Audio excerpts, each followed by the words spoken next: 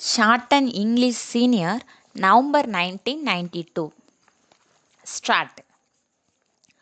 Mr. Chairman, I have great pleasure in offering a few remarks on the working of the Electricity Board. I am going to congratulate the board on their achievements, which are there for the whole world to see. I do not see any reason why anybody should find fault with them for not having made use of the resources available.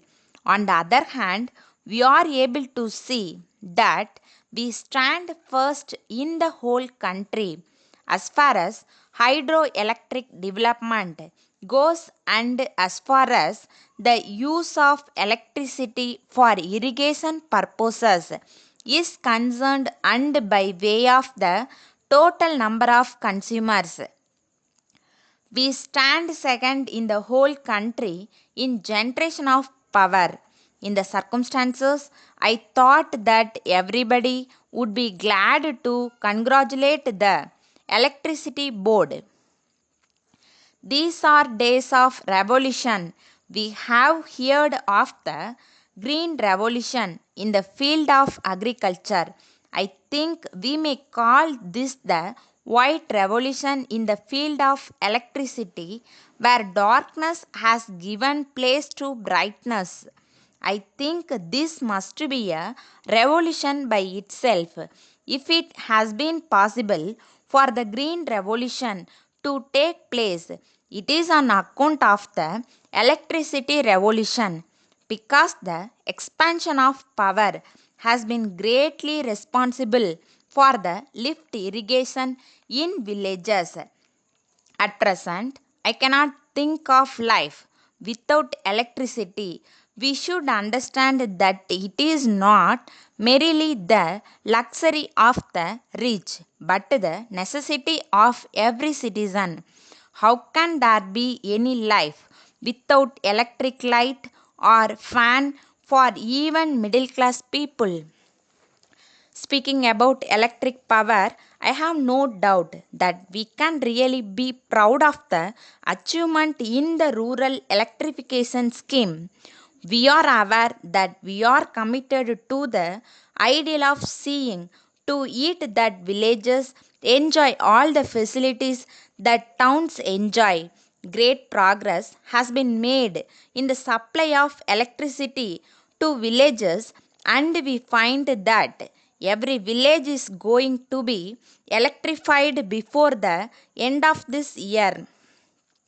We are not far behind, and I am happy about it. Electricity fails now and then, and as a result, there is darkness. I would very much appeal to the board to see that the transformers are strengthened and every necessary step is taken to see to it that such failure is minimized to the extent possible. But I am happy in another way. We are in charge of a few hostels where there are children from villages, and I am happy that the horizon colonies are being fast electrified. They must be electrified as soon as possible, because when the boys in the hostels go home during the holidays, they don't have these amenities at home. I would very much like to appeal that there should be a community hall in each colony, provided with a bright light supplied free by the government, where all the children may be able to read when they home during vacation. I hope this will be given top priority. Reference was made to the power cut, and it is hoped that this would be eliminated at least next year. I have my own fears about this. I am afraid whether the vagaries of the monsoon have been taken into account when we say that by next year we will be able to achieve this. I agree that We have to cooperate with the government and see that all the have restrictions are observed. Here, I would like to make an appeal to all the departments of the government to see that there is absolute economy in the use of electricity. Letter dated 20th April 1990 from Agenda Cycle Manufacturers Limited, Calcutta to Messrs. Noik Trading Company, Bombay.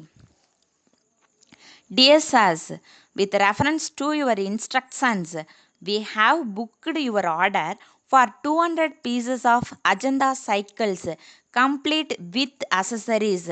We are sorry to inform you that on account of irregular power supply in this region during the past 1 month, our program of production has suffered very much and it has resulted in huge backlog of orders.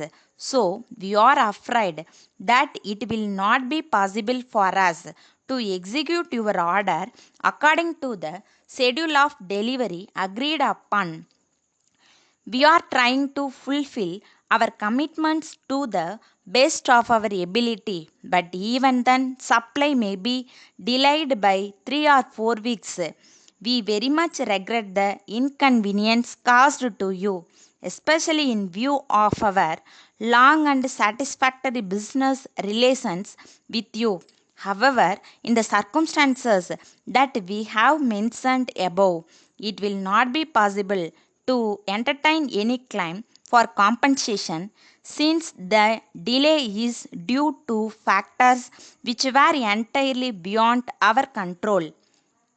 Although we have suffered some losses due to this dislocation in our production schedule, we are ready to maintain the price agreed upon if you agree that the full quantity ordered will be accepted when supplied. We await your early reply in regard to the matter and we assure you of our best attention at all times. Yours faithfully.